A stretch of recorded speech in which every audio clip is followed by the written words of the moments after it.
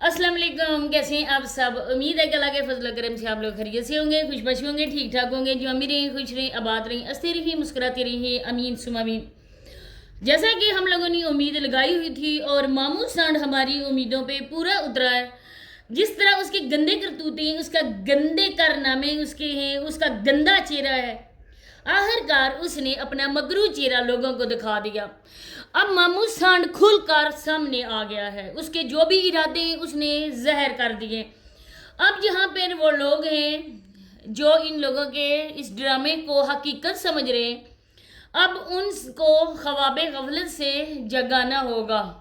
और इस कमीने का चेहरा तो सब लोगों ने देख ही लिया है, लेकिन फिर ये बात है कि जब तक हम लोग इस तरह की वीडियोस ना बनाएंगे तो गंदे करतूतों वाले का चेहरा जो है ना वो सामने नहीं आएगा। तो ये मेरा मिशन है और मेरे साथ मेरे प्यारे बहन भाई भी दे रहे हैं, मेरे व्यूवर्स दे रहे हैं जो हक और सच का साथ देने वाले हैं। इंशाल्लाह हम लोग इसमें ज़रूर कामयाब होंगे और इन जैसे फिट्टे मुँह लोगों को फिट्टे मुँह और लानते ही लोग डालेंगे। वीडियो बहुत ज़्यादा खास है और आप लोगों ने वीडियो को बिना स्किप किए देखना है। चैनल पे फर्स्ट टाइम आए चैनल को सब्सक्राइब भी करें, लाइक शेयर और बेल आइकन को ऑल के ऑप्शन पे लाजमी प्रेस करें। अभी मेरी कुछ बहनों के कमेंट्स भी आए थे और उन्होंने कहा था मुझे कि आज सांड ने तो हद ही ख़त्म कर दी।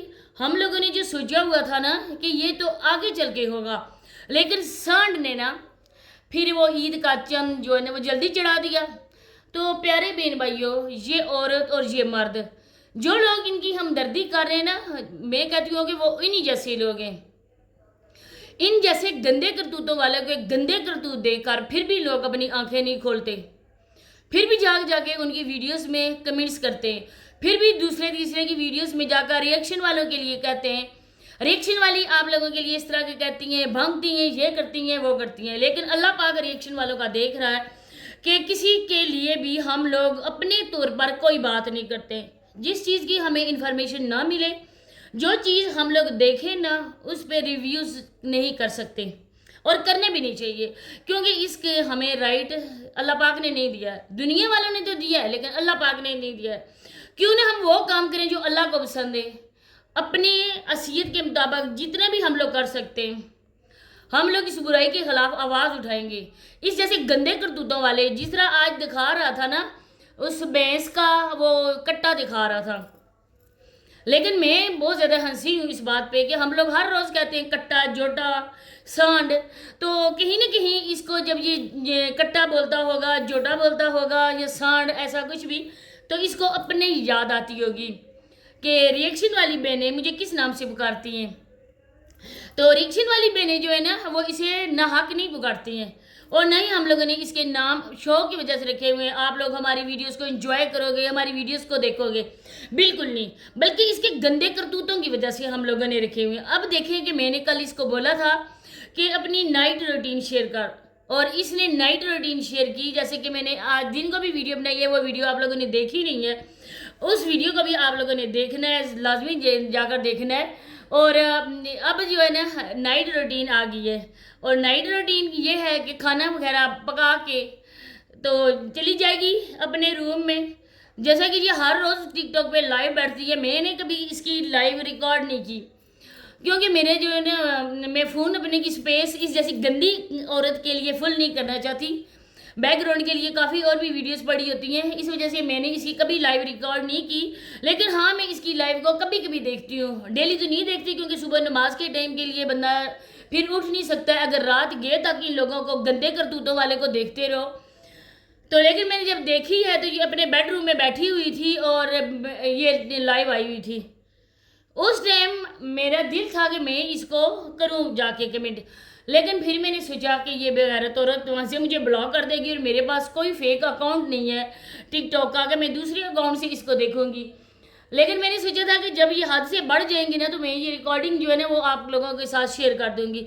अब देखें कि खाना भी पक रहा है, कपड़े भी इधर नहीं है। आज नाटक कर रही थी, मैंने तो इधर नहीं रहना जवेद सांड, मैं तो तुम्हारे पास आई थी, मैं तो इसी ख्वाब में थी कि तुमने मेरे लिए एक दुबई बनाई थी सांड, और अब वो दुबई भी तुमने सेल कर दी। तुम भूखे हुए तो तुमने इतनी महंगी दुबई सोने का शहर तुमने सेल कर दिया।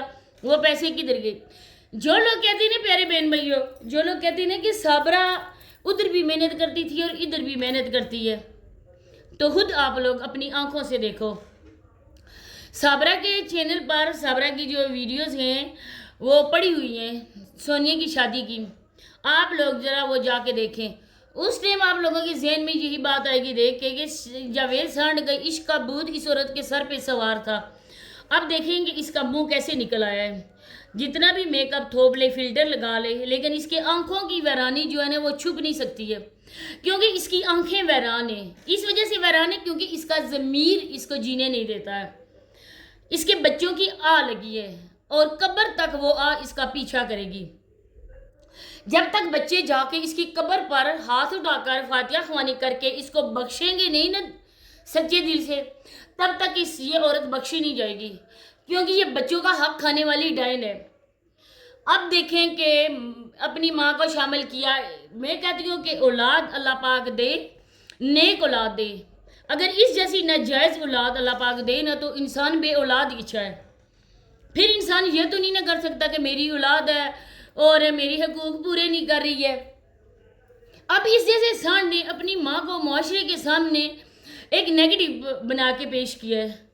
इसने अपनी माँ को बहुत बुरा बनाया है। इसने अपनी इस माशूका को तो अच्छा साबित कर दिया, लेकिन अपनी माँ को इसने दागदार कर दिया।